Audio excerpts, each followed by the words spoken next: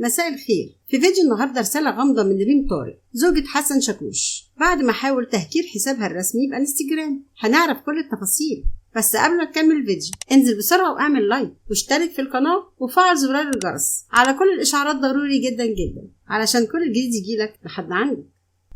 عرفنا من وقت قريب ان ريم طارق زوجة المطرب حسن شاكوش حررت محضر ضده في اسم شرطة أول أكتوبر، وكمان ضد أمن كومباوند شهير بالسادس من أكتوبر، وده بعد ما رفضت إدارة الكومباوند دخولها للفيلا للحصول على بعض أغراضها الخاصة. واتلقت أجهزة الأمن ومديرية أمن الجيزة اختار من قسم شرطة أول أكتوبر بلاغ من زوجة المطرب حسن شاكوش ضده وضد أمن كومباوند شهير بالسادس من أكتوبر، وده على خلفية منع أمن الكومباوند من دخولها للفيلا اللي كانت تقيم فيها مع جوزها للحصول على بعض أغراضها الشخصية. وعلى الفور وجه اللواء هشام أبو النصر مساعد وزير الداخلية بمديرية أمن الجيزة بسرعة اتخاذ الإجراءات القانونية، وأحال اللواء محمد الشرقاوي ومدير الإدارة العامة لمباحث الجيزة بلاغ ريم طارق زوجة المطرب حسن شاكوش إلى النيابة العامة في الجيزة لتولي التحقيقات في الواقع. ووجهت ريم طارق رسالة غامضة لحسن شاكوش بعد ما حاول تهكير حسابها الرسمي على موقع انستجرام. وشاركت ريم بمقطع فيديو على حسابها الرسمي على موقع التواصل انستجرام على أغنية لخبطيطة